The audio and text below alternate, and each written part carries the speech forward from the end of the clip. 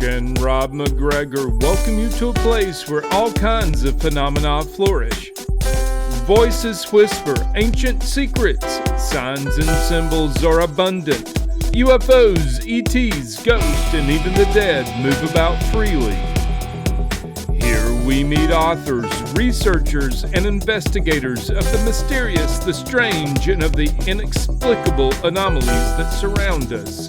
Step out of the everyday world and take a journey into the mystical underground.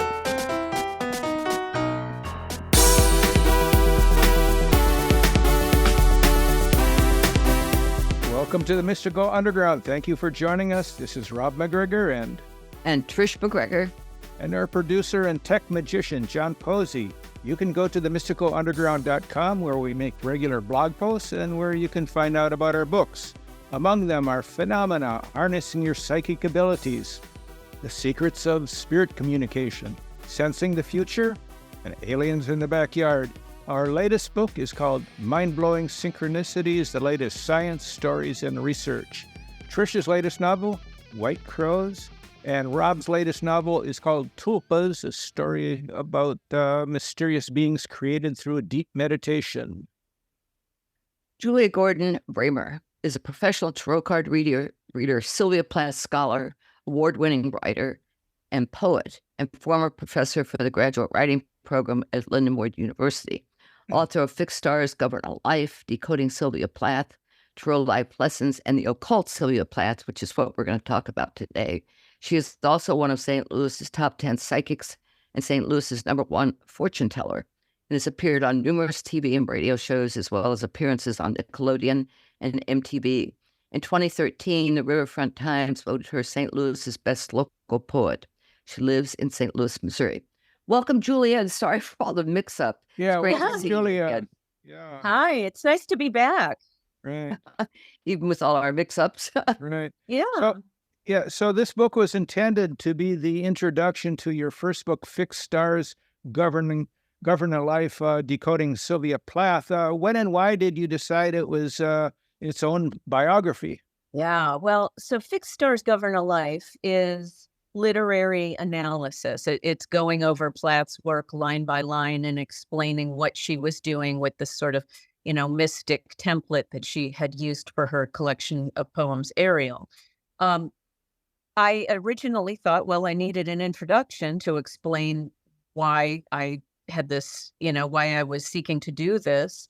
And that introduction just grew and grew and grew and grew. My Fixed Stars Govern a Life is quite a long book in its own right. I mean, it's a textbook. It's been used in some schools and universities. And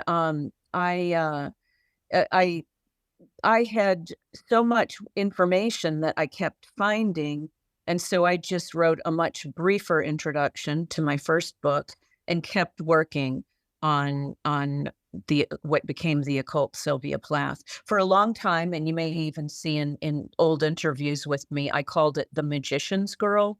And that was my working title. And that is a line from the Sylvia Plath poem, as is Fixed Stars Govern a Life. She really, she really looked to her husband, Ted Hughes, as a mentor. And he was seriously steeped in the occult and mysticism. So interesting because his work has been widely studied for all of these occult influences, for the alchemy and the Kabbalah and the astrology and all of that. He's been written about, like crazy. And yet no one thought to look at Plath's work in this same light. It's really quite astounding. Yeah, when I went to Wikipedia and looked her up, Sylvia Plath, there was no subheadings called occult or Ouija or anything like that. Right. I looked and I couldn't find anything actually. Yeah. And that's because academia, by and large, likes to hold her in the frame of a confessional poet and like Anne Sexton. Yes, exactly. And especially with regard to the depression and suicide. So that's where the drama is. that's what the focus of the movie with Gwyneth Paltrow and Daniel Craig was. You know, they were very beautiful, Ted Hughes and Sylvia Plath, and so they got very beautiful actors to play them. But it was not about the genius. It was just about the drama, and that's a darn shame. You know, it's kind of my hope. My purpose, I think, that I'm here to lift her out of that and show that she was really a genius's genius. In my first book, I attempt to show that she, in each of her 40 aerial poems, she had at least 6 different meanings in the same set of words. So just imagine trying to do that. You know, you've heard of double meanings. She has sextuple meanings that all work. And work really well. There's a reason we still read and you know, and talk about Plath today, and I don't think we're aware of it, but she's truly put a spell on us. Her work resonates on all these different levels, and so that's my goal is to show everybody what Plath was doing. It's interesting too because Anne Sexton is so written about. You know, and she was, I mean, her poetry you see in various places, you know, and Plath just has never had that kind of exposure. Well, you know, I'm not so sure about that. It's different, you know, certainly Plath has not had the exposure with regard to mysticism, but Plath and Sexton were friends, and yeah, I know. They used to have their 3 martini lunches in Boston, and at the Ritz, and yeah, I mean, it's a different, maybe slightly different crowd. Sexton's crowd is a little, you know, Sexton was a little rougher around the edges, and exactly. and Plath was more academic and more serious, and I think that plays into why she kept the mysticism on the down low. She didn't want to be perceived as crazy. She had been institutionalized and had gone through shock therapy. So, of course, you know, this wasn't the first thing she wanted people to match up with her. And the idea of the occult and mysticism, while it was becoming pretty fashionable for the time in the 1960s, it was on the heels, you know, in 1951 England, I believe it was 51. It had only just been taken off the books in England as a crime. So Plath met Ted Hughes in 1956. So, you know, just a handful of years after that. So it still had a lot of stigma, and it was still a very Christian kind of society with conservative values. So, yeah, it wasn't something she really spoke about. Not to mention she had young children. Yeah. But what's interesting to me is that Sexton wrote her first book of poetry in a cuckoo house. You know, I mean, she was institutionalized. Yeah. Yeah. And, you know, I mean, she didn't hide it. Right. I can't speak a whole lot for Anne Sexton. Just I've read about her, but I'm not a Sexton scholar. So I don't want to say anything wrong there.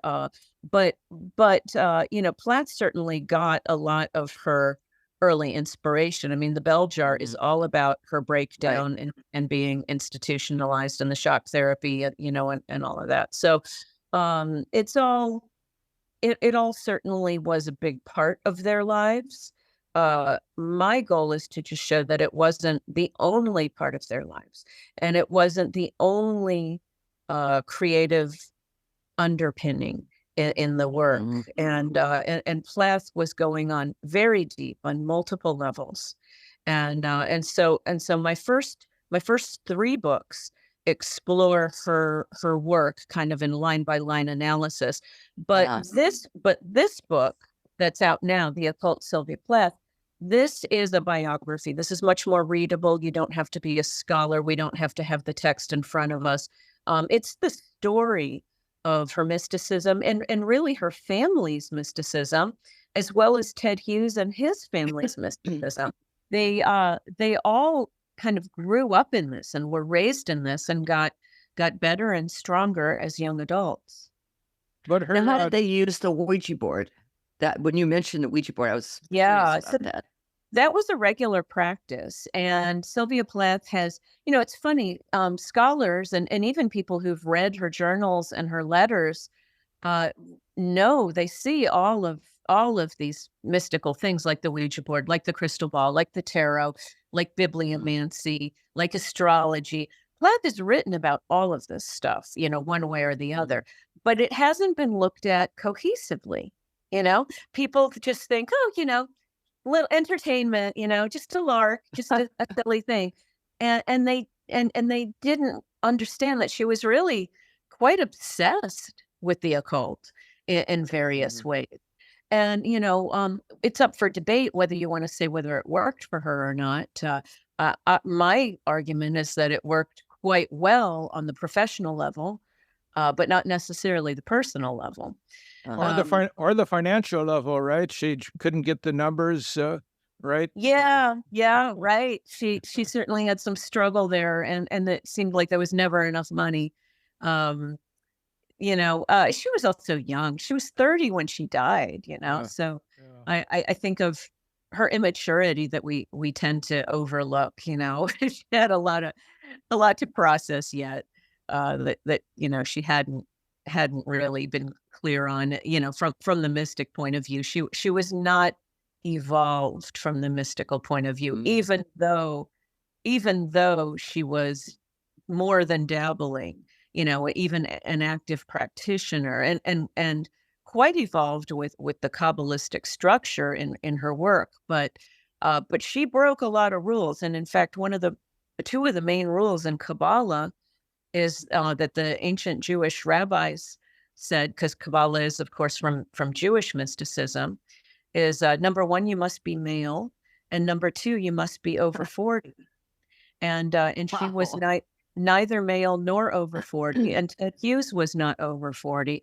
And I'm sure they just both figured, since they were geniuses, and they knew they were geniuses, that when you get to have a certain level of intelligence and you're winning all the fellowships and grants and contests, and they knew, but they didn't have that maturity, that spiritual evolution that comes with age. Wisdom comes with age and experience, and for all that they may have experienced, they weren't there yet. And you said he was older than she was, right?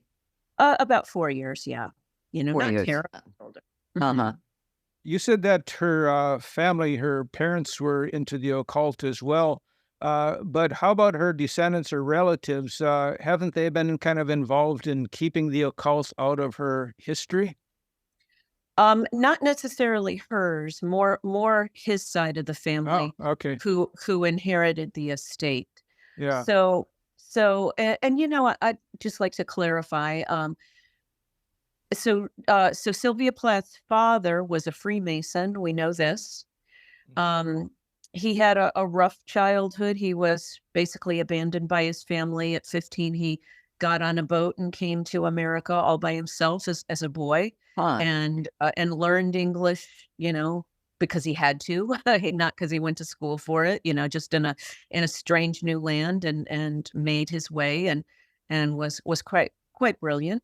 But he had some issues, and he's been written about as being this very brutal, harsh man. In the Occult Sylvia Plath, one of the things I attempt to do is to show the humanity of all the characters who've been really maligned and stereotyped. And I start with Otto Plath and his story. But yes, he was a Freemason. But to say he was an occult practitioner himself, I feel that might be going a little too far. Although, how deep was he into Freemasonry? I don't know, because it is, of course, a secret society. There's not a lot of documents on that. Aurelia Plath she got her master's degree on the alchemist Paracelsus. And so that's pretty interesting all by itself. She has said that Sylvia Plath read every one of her school books. So we know for a fact, just from that Plath studied alchemy. When Plath was 15, she carved a hermetic caduceus, which is kind of like a magic wand. which I am the owner of today. I'm really happy to say. Wow. How'd you get that? Oh, it's a little bit of a long story. I'll tell you if you want. But yeah. So just to get back real quick, she was raised with these influences. Plath went to the Unitarian Church, the Universalist Unitarian Church, and she makes notes of her homework or her Sunday school homework in things like astrology and the zodiac, which my goodness, in my Sunday school, we were not doing anything like that. No. That was the devil's work. Right. Well, I was in the Episcopal Church, and my church was a little different because I talked about this in my book, Tarot Life Lessons, that you and I spoke about. I was learning things like meditation and automatic writing, and the people in my church spoke in tongues. And that was an Episcopal church. So it wasn't like your traditional. Yeah, it wasn't Pentecostal, but yeah, so I realized kind of late in life that everybody's church wasn't quite like mine. but Plath had me beat for sure. So I think it's important to see all of these influences in her childhood that kind of set her up for Ted Hughes and what he was introducing her to, which was mainly Kabbalah in its various different incarnations. And Kabbalah, of course, is sort of the framework for all of the occult sciences. Tarot fits in the Kabbalah tree of life, as does mythology, which Plath had a rabid interest for. And astrology as well. And astrology and numerology and gematria and really so many of the occult sciences, they all kind of fit on this Kabbalistic structure, which is, I consider it kind of the blueprint for the universe. I think if God could be diagrammed, that would be Kabbalah. That would be the Kabbalah tree of life. Interesting. Yeah. Yeah. And I never knew a thing about Kabbalah except that like Madonna had a red thread around her wrist for Kabbalah. I knew very little about it except for the word until I came into the Plath work, and that got me down that rabbit hole. Now, how come you own her magic wand? Yeah. So, and I think it was 2021. I was approached by a mutual friend who was working with Dr. Richard Larson. So Richard Larson was a friend of the Plath families, and he has a number of items, still has a number of items that belonged to Sylvia Plath that Aurelia Plath, Sylvia's mother, gave him. Dr. Larson was like another son to Aurelia Plath, and he helped her with all kinds of things. And so he also became a Plath scholar himself. And so he had a lot of items, and one of these things was the Hermetic caduceus that Sylvia hand carved when she was 15. And so he's an elderly man now, and I guess he's thinking about who should he bequeath these objects to. And so I was contacted by this mutual friend who said, did I want to make an offer on it? And I was like, oh gosh, I wouldn't have that kind of money. And I'll just say he gave it to me for a pittance. And it was because he wanted the right person to have it, who appreciated her mysticism. And so just to give you an idea of the value, if you'd like to see a picture of it, I have some pictures on both my Twitter and my Instagram and my Facebook, now that I think of it. You'd have to search for Hermetic caduceus on Twitter or Facebook, and you have to scroll down a little bit on my Instagram, but you'll see me holding it, and it's about that big, and made of wood, and it's got her initials SP at the base of it, which is really wonderful. But to get an idea of the value, Sylvia Plath's tarot cards, which she did not make, they were just something she bought. And there's not even the hard evidence that she used this particular pack. I actually believe she used a Rider-Waite pack, and the pack there was a pack that was auctioned off in 2020. And those tarot cards, it was a Tarot de Marseille, deck, those tarot cards were auctioned off for over $200,000 US. Wow. My And God. she did not make those. And so you Huh. can imagine how much, what the value is on these. I'll tell you a funny story. I was just in conversation with the television show, the Discovery Channel television show, Pawn Stars. Not because I want to pawn it off, no way, no how, but because I wanted to get an idea of the value. And unfortunately, they were very interested in having me on, and they wanted this object. But unfortunately, they wanted me to sign some papers to have an amount that I would be willing to let go of, And I'm thinking like $1 million, like really, it would be like that much. I'm sure that this thing is worth more than my house, and so anyway, we couldn't come to an agreement because they are, of course, the pawn shop, and so they would have to make their money. And so, yeah, so I don't think I'm going to be on Pawn Stars, but it was fun talking back and forth. Yeah. Well, do you use it, or do you keep it somewhere safe? Or So both? both. It is locked Uh-huh. up in a safe. It is the most valuable thing I own, and it is in a safe. And and on occasion, I'll take it out on a full moon, or just to kind of Uh-huh. power it on my windowsill or something. I have taken it out on very important projects, and just asked for her guidance. And yeah, Cool. and Well, what kind of wood? I do not know.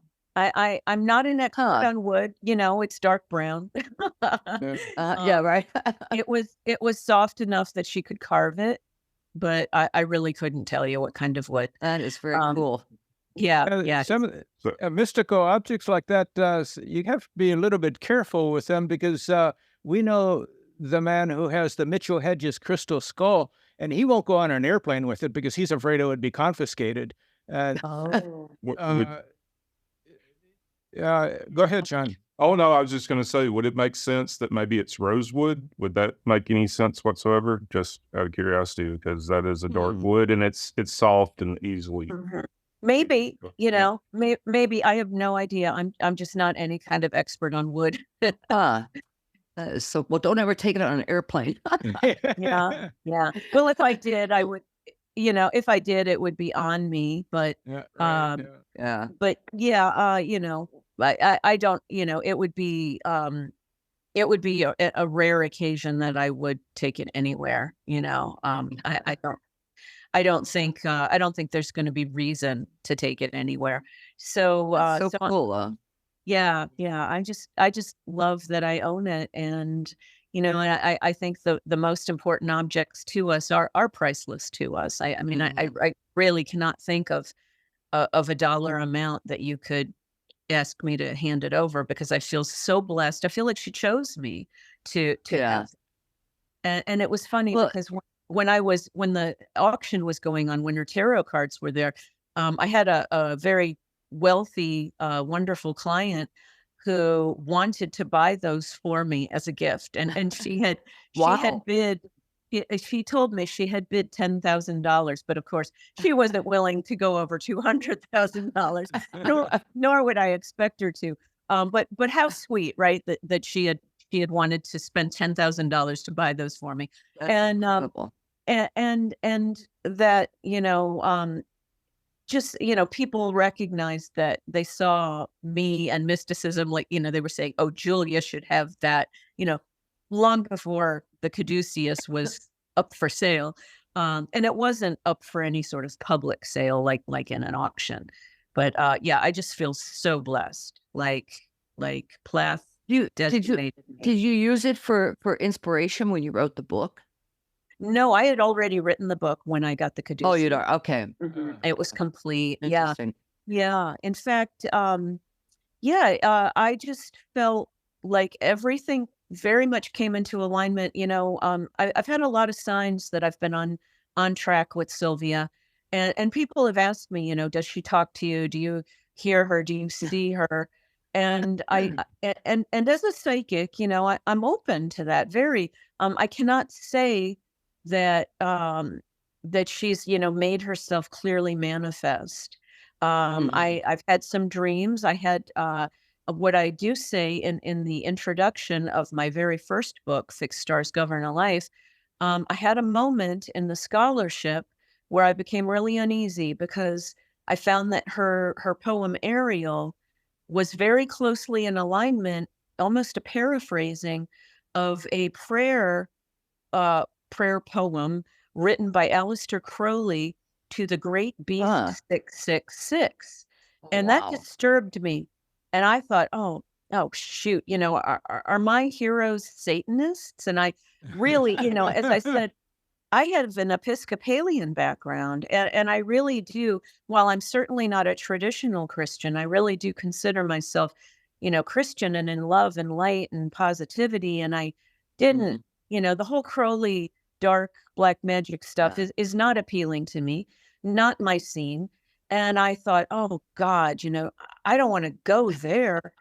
And I was really almost in a crisis where I thought, when I went to bed that night, I thought, maybe I'm going to give this up. Maybe I'm just not going to do it anymore. And as I was drifting off to sleep, Plath spoke to me, and I know her voice very well from recordings.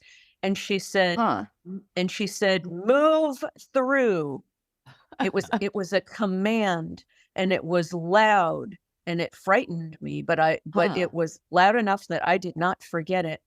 And so I said, all right, I'll go to the next poem. Well, the next poem, she had each poem in accordance with the tarot card. And the next poem after Ariel was in alignment with the devil card. And that's when I realized, oh, it was a setup, She was introducing the devil. Yeah.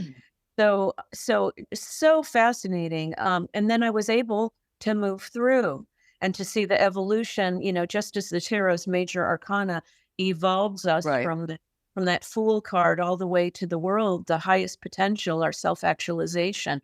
And we have our devil phase of our ego and the material world and all of that. And Crowley was perhaps really caught in that, by the way, for an occultist, he was very much into power games and ego and, So it made total sense. But that was one of the guidances, I guess you could say, I got from Sylvia. Another one, I was in the archives working in Bloomington, Indiana, and I had done a long day in the archives and spent the night in the hotel there. And I was getting ready in the morning. And I wasn't even like super conscious of what I was doing, but I spoke to Sylvia out loud, and I just said, Sylvia, do you want me to keep reading the 1945 journals or go on to something a little more interesting? Because her 1945 journals are her little girl stuff. She was about 9 or 10, and it's it's amusing. I mean, there's some cool moments, like she talks about that the United States dropped bombs on Hiroshima and Nagasaki. And she talks about FDR's death. And, she has some historical moments. She was, even as a little girl, she was very bright and she recorded a lot, but she was a little girl. So she was also writing about all the food she ate at summer camp and, and all her radio shows and the books that she was reading and whatever.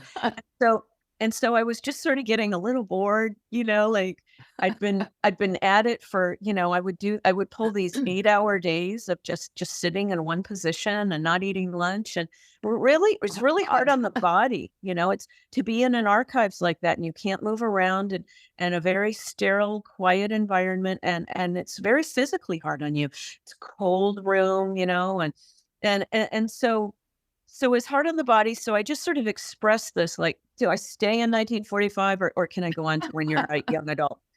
And then on the television, which I just had on in the background, I hear 1945. And I looked and it was some World War II movie that they were talking about. And I was just like, holy smokes. So I stayed in 1945, and what do you know? I found a lot of really important information that day, and I just had to keep at it. And so That's a that good synchronicity.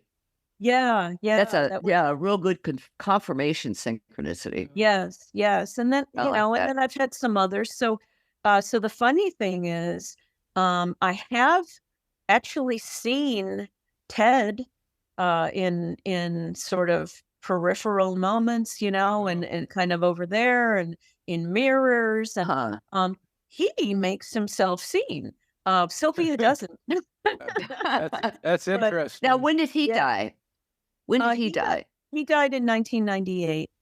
Okay, Yeah. so And Yeah. so yeah, I wish I had started this work at a younger age so I could have met and interviewed him. uh-huh.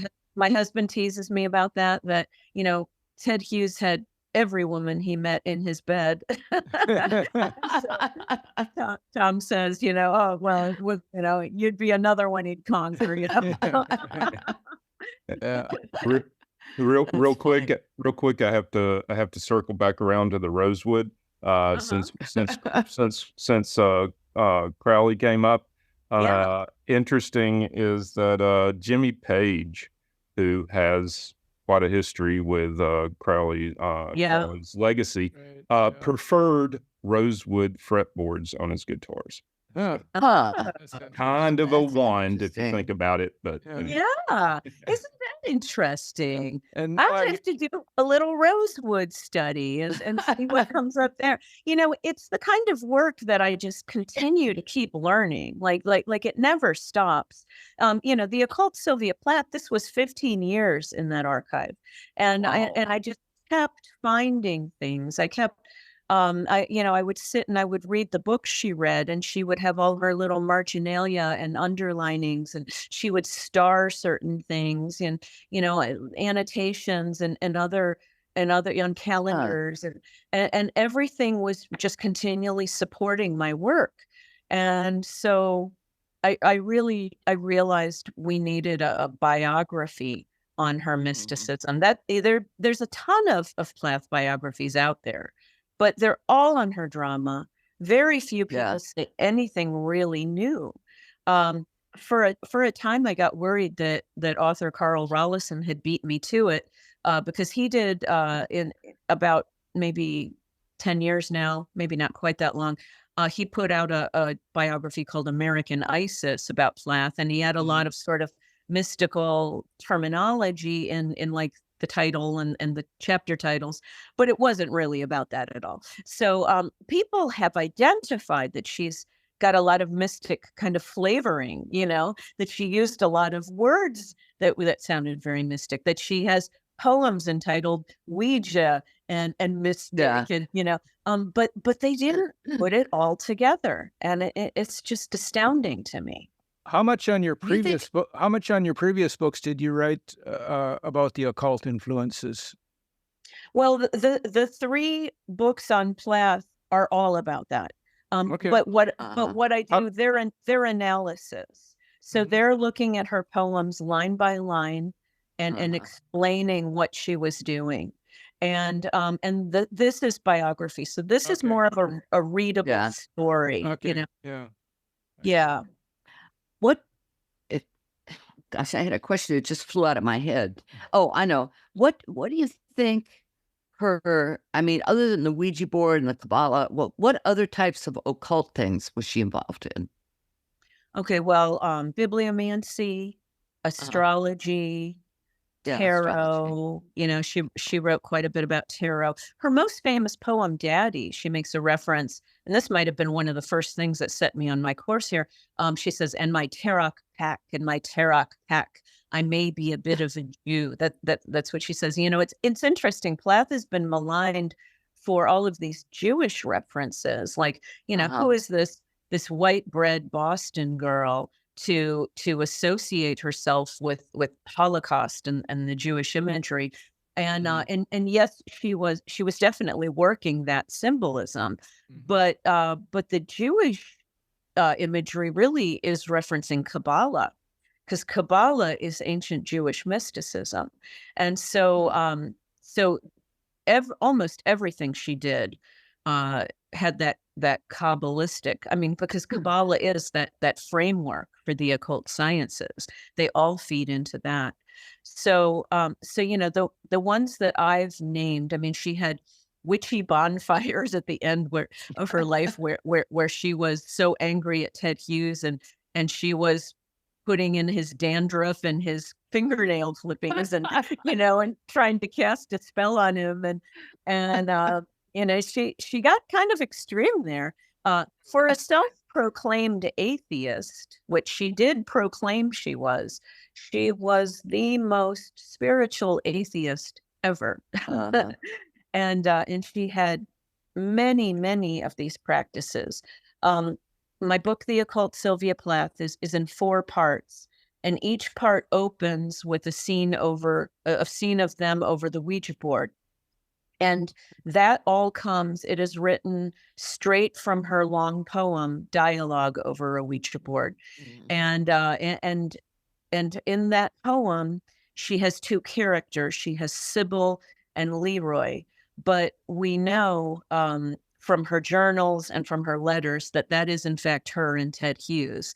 And all of the language is there, and the loss of the father at a young age, and should they try to find him, and it's all in this poem. So it's very clearly Sylvia and Ted. But so what I did was I turned that poem into a scene, and I wrote it just creatively, and I filled in all the details from if she talked about the room to her mother and how she was decorating it. I described the room around them. And so every detail that I've put in there is biographical fact. And I've just set the scene of them, conjuring, calling in the spirit. And I think it worked out pretty well. It's pretty fun. And so it's not just a dry biography.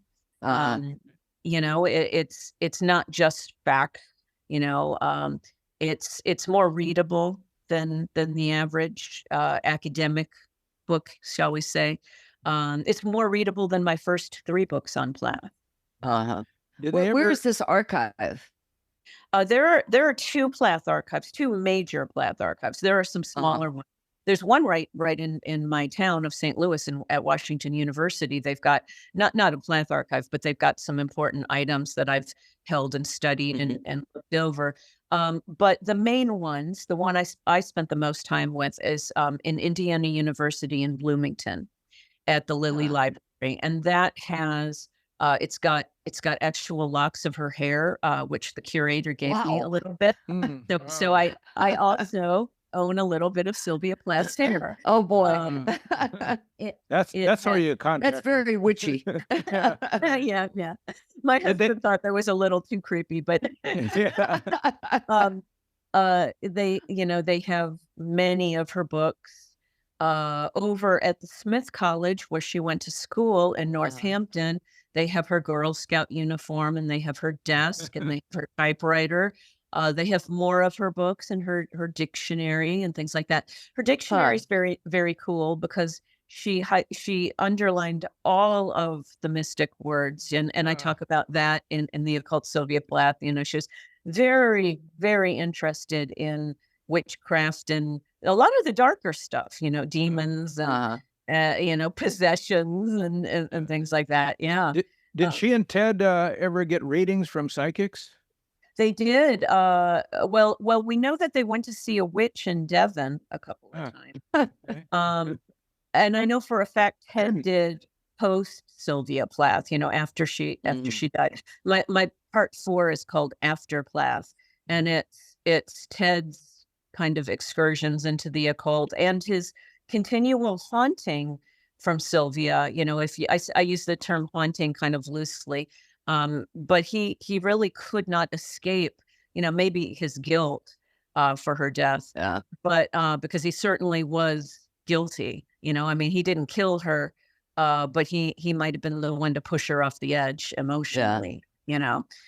She had had a little bit too much, and she had everything going wrong at the end. You know, it was the worst winter in London in 100 years, and he had abandoned her and her two small children.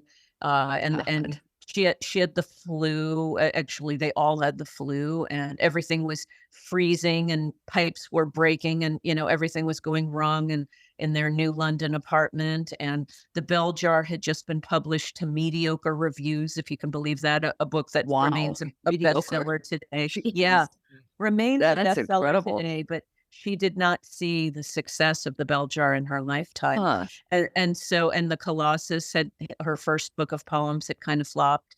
So, she had a lot of pain and a lot of things going wrong, and it was kind of just all too much, and Where she were was not kids? stable.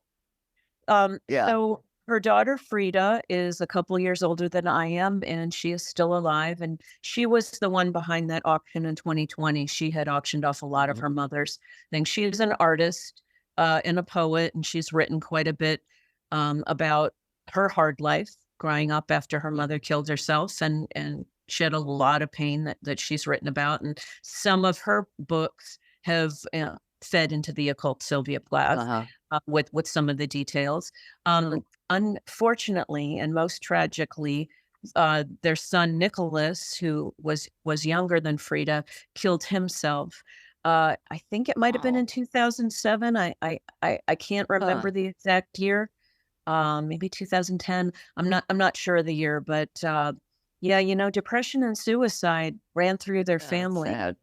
And it's very sad. Yeah. And he had lived a very quiet life. He was a marine biologist in Alaska, and, just kind of did his own thing. He was very close to his father, and he killed himself after his father died. I sometimes wonder if that was intentional, like maybe his dad was a reason to keep him here. But very, very tragic. Yeah. How old was he? Oh, I don't remember. I don't remember offhand.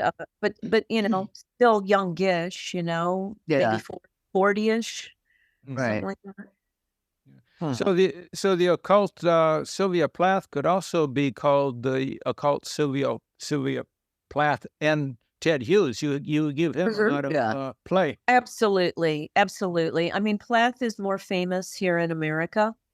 Over on the UK side, Ted Hughes is more famous. He was the poet laureate of Britain for a long time. Wow. And till he died. So, he wrote poems for William and Harry even. And and I should say mystical poems at that for William and Harry. He believed that he was an important part of keeping England together, and that he could never leave the country because the country of England needed him. Yeah. Anyway, it is equally Ted Hughes because she really learned from him. As I said, my working title was The Magician's Girl, and that's from a line in her poem, The Bee Meeting. I am the magician's girl who does not flinch. And I, and kind of referencing the old Sorcerer's Apprentice story. And just like in the Sorcerer's Apprentice, I believe that Plath became as powerful or more powerful than her master. And she learned, and she was the most willing student. And that's another reason she cracked, because she gave everything to Ted, and he's acknowledged he might have pushed her a little too far in the occult. She might have needed a more normal life. And, but he, well, both of them, poetry was everything. Poetry was more important than personal happiness. It was more important than their marriage, although they agreed that their marriage was poetry. I mean, they wrote together, they gave each other exercises, they practiced, they meditated together, they worked on hypnotizing each other, all for poetry. And it was largely successful. What birth sign was she? She was a Scorpio. Plath was a Scorpio. I knew it. Yeah, very. And what about him? Very intense. He was a Leo. Oh boy. I wonder. Yeah. Interesting. Can you talk a I'm gonna have little to bit? look at her chart. Yeah. Can you talk a little bit about Pan, the being that came through on the Ouija board, or the spirit? Yeah. So Pan is one of the Greek gods who's synonymous with the Fool card in the tarot, and he's Dionysus. He's the wild, crazy energy. Right. And they did believe that they were contacting Pan continually. Some relate Pan with the devil himself. Some people are really uneasy with that kind of energy, and when you're they had a friend, Al Alvarez, who was the editor at the London Times, who knew both Plath and Hughes very well, and he wrote an article that was published called "Did Black Magic Kill Sylvia Plath?" And he really believed that they went too deep into it, and that it kind of took her down.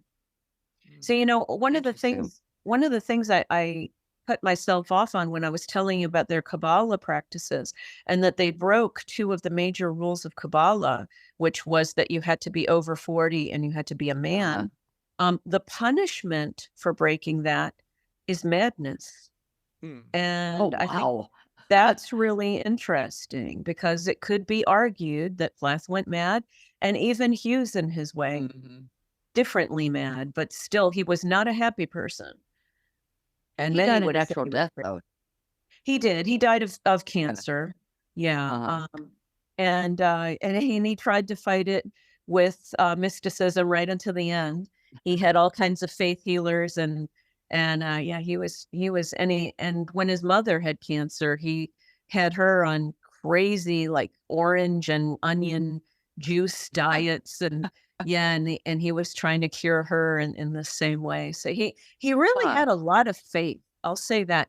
Hughes seemed to have much more faith than Sylvia, but Sylvia worshipped him, and she looked to him for all the guidance and all the practices. And when they sent their work out to be published, they made sure that it was on astrologically auspicious dates, and and that things were in certain alignment, and it mostly worked out for them pretty well.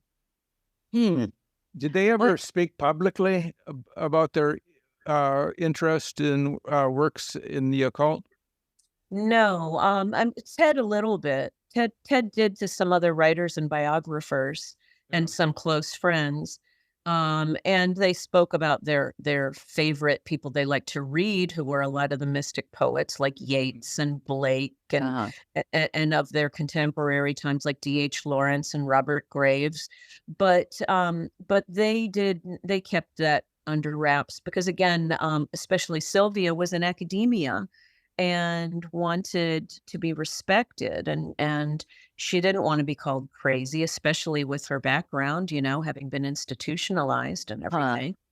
So, and they had young children, and there was a lot to consider. Reputation was very important back then. Today, you can be a little more wild as a writer, but not so much then.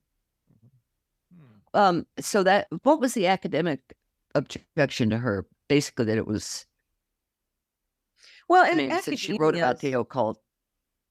Yeah, academia is notoriously atheistic, and that's why they're pushing back on me today. That's why you look on Wikipedia and you don't see anything, because they don't want to go there. That's uncomfortable. It's weird. It's not something they understand, and they would just rather look at it as an amusing pastime, playing with a Ouija board or whatever, than to take it seriously, but like my aim is to show it all collectively and to explain what they were doing, both as an artist, which I am. I'm also a poet and a writer, and as a mystic, which I also am. And, and I really do think you need to be both to see this connection. Everybody sees all the occult around Plath, and all the stuff she wrote about and talked about, and levitations and dreams, and she wrote about all of it, but it just hasn't been viewed collectively or seriously. in her time, academia was more conservative. So in her time, they were still more Christian in schools. Today, that's been thrown out the window, but it's atheism now, and there is no faith now, no beliefs in any systems. And if you believe in something, you're an idiot. That's kind of the prevailing mindset today. Yeah. Well, I find that even Sheldrake, his work is sort of ridiculed. Rupert Sheldrake, morphic resonance and all that. Mm-hmm. And if you look him up on Wikipedia. Yeah, they really put him down. Yeah. Yeah, they do. So what are the sources that you used for your book, since there wasn't really much written on the occult about her? So I went to the main sources. Archives. I went to her writings. So first off, and most obviously, and what's available for everybody to read, is her journals and her letters. They have been published now. So her letters just came out a couple of years ago. When I was doing this research, those letters were not out yet. But they're available for everybody to read in her own words. More interestingly is the, what I would call the ephemera that's in the archives.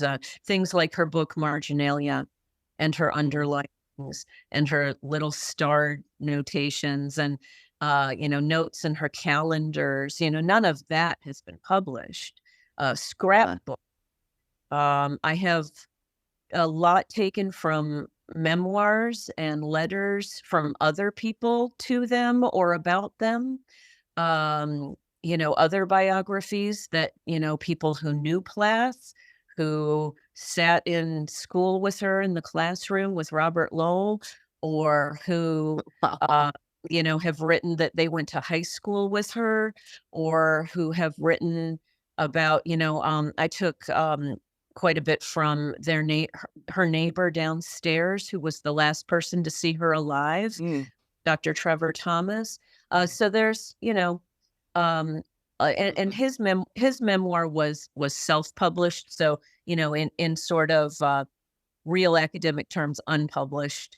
But he made a bunch of copies of it, and that's interesting because he gave Aurelia Plath a copy of it, and he wrote on it to Aurelia Plath, with his best regards or whatever, and signed it. And this memoir disturbed Aurelia so much that she cut her name out of it. She didn't want her name attached on it. And that went to Richard Larson, which is now also in my possession. So, oh, wow. So I have a copy of that, Trevor Thomas's memoir, and, Last Encounters, Final Encounters, something like that. Anyway, it's really interesting. There's a lot of information. Ted Hughes's lovers have written some tell-all books about him. And a lot of the witchcraft and occult stuff is in that, especially post. But they talked many times of his being unable to forget Sylvia and the things he said about Sylvia. And, it was pretty interesting to just pull it all together. Very few people have read all the books that I've read. I've been, over these 15 years, I've been trying to read the books that Plath read. Most often I've tried to read them in the archives so that I could see how she interacted with them with underlinings, because she did a lot of writing and scribbling in her books, which is wonderful. And it really, really shows us how she processed them and what was important to her. So all of this is in my book, The Occult Sylvia Plath, with footnotes. So if you get really interested in something that I found and you want to go to the archives to look at it yourself, you can do that. Who arranged for this archive? I'm sorry, John. Oh, no, go ahead. Go ahead and finish that. I was just curious who arranged for this archive. Well, any scholar who can prove their scholarship, can prove that they're doing something, can go. And you do have to kind of apply. You have to write them and say, I want to visit and I'm going to be down this time, and I want to work on such and such, and then you request certain manuscripts to be made available to you, because they're in storage. Like, we're not rifling through storage ourselves. Right. The librarians have to bring them to us, and so that's kind of how it goes. So, John, what were we going to ask? So yeah, and wow, and we may not have time for this question, and I'm not even sure that I can actually ask the question properly. But you brought up atheism, and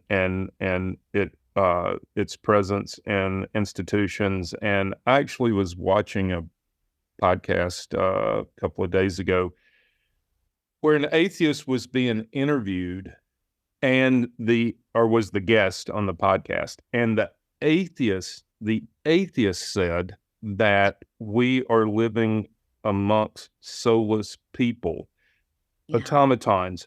And this is an atheist speaking, saying that there are people around him that he just does not believe have a soul. And for an atheist to say that he's walking amongst soulless people, I don't even know how you get there. But anyway. It's a very depressed time. I mean, this is perhaps the time in history where we are most depressed and mentally ill as a culture, as a society, and which is really tragic. And I think that there is such nihilism and this living only for the moment and belief that there's nothing beyond. It really is undoing us as human beings. And limiting our potential and our growth and our capability to be happy, So it's so sad. Well, I'll say one thing about atheism. There are, like Plath, there are a group of very spiritual atheists who still believe in oneness, who still believe that there's something greater. They just don't call it God necessarily. They don't see it as, a man on the throne in the sky. Right. It's less of a being and more of an energy. And many of those kind of atheists can get on board with what I'm saying because they get it. And I think Plath was one of those. Yeah. And there's a lot of people who believe that there's a spiritual shift going on among people too, and that there are millions of people. It's very underlying and not really part of the popular media attention at all, but there is something going on. And every week we have people who come on here who talk about this in spite of, the polarity in everyday life, that there's something higher going on that exists beyond the everyday world. Yeah. And I'd like to think that in my small way, the Occult Sylvia Plath is helping shift that, because you're going to read it and you're going to see that whether you're on board with what they did or not, they had some power. They had something was going on. There's something bigger than them. And if you take it a step further and read my other books and really see what she was doing line by line in her poetry, she was a genius's genius, and she had mastered spells, in the true literary meaning of spelling. And she did, an art. She created an art that just resonates on so many different levels. So, I call that God. It's but and I guess I was just interested in the fact that this person because I don't, obviously we use soul in kind of a slang way at times. Just somebody is not engaged in whatever that they're working on. But I found it interesting that this particular person chose to say that there are people that are soulless, that are very. I don't think he was using it as a slang term, and that there are people with souls and there are people without souls. Now, what does that mean? Does that map to anything that Sylvia would have believed,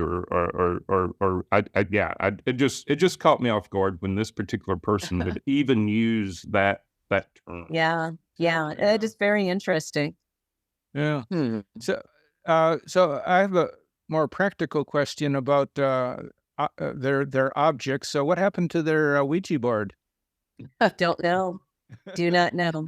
Really? Uh-huh. Ted Hughes made it. He created it himself. He may have taken it with him. It may be in his object somewhere. Maybe Frida Hughes has it. Do not know. Okay, that's Interesting. That may show up for auction. Yeah. That would be worth a fortune. Yeah, I bet. Yeah, You know, it would be. With their kind of energies, that's something I'm not sure I'd want. If they're in that interest, that might be That a little interesting. too dark. And Yeah. they Especially used a- since he made it. Right. Since he made it. That's they used a glass as like a cursor to. Uh-huh. They used a brandy glass, as the Okay. plant.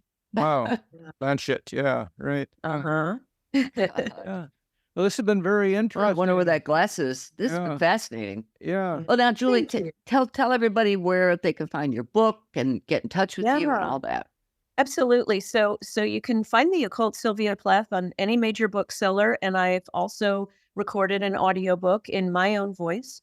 So you can good. find that. You can also find my previous book that I talked to you about, Tarot Life Lessons, same place, also an audiobook. And that does have in my first chapter in Tarot Life Lessons, where I tell my own story, I do talk about the Plath work a little bit in that as well. So I wanted to mention that. If you were interested in a tarot card reading with me or wanting to learn more about me, you can go to my website, juliagordonbramer.com, and I'll spell that JuliaGordon, B as in boy, RAM as in Mary, ER.com. So I have a question. Did my brother-in-law ever come to you for a reading? Gosh, I'll have to go back and check because I've done so much, but that's a real, we need I to can't check on- remember. I'll have to ask him. Okay. Okay. So you do telephone and Zoom readings then? I do readings by phone, by video, all kinds of, Zoom, Google Duo, FaceTime. I do email readings. I've had quite a number of them lately, especially since I've been on Coast to Coast a couple of times. And then I just did a Beyond Belief show on the Gaia Network. And so I've had a lot of requests for those. They're good because I get people around the world. And so it's nice to, just to not have the time zone hassles and be able to email. Yeah. I do a lot of the international ones on WhatsApp. That WhatsApp seems to work best internationally. Okay, thank you This has again been just for great. Thank you, and sorry about the mix-up in the beginning. in the time frame too. Oh, Yeah, good. time frame. Oh, that time. Great to see you both again. Great to see you. Bye Thanks now. again, Julia. Bye-bye. Thanks for joining the Mystical Underground. Visit www.themysticalunderground.com for the latest blog post and book info.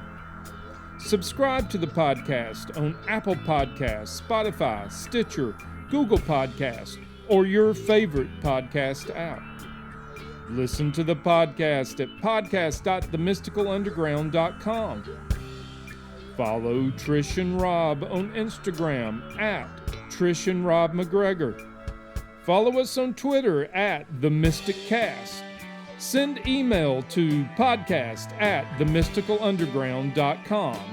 And until next week, thank you for listening and stay mystical.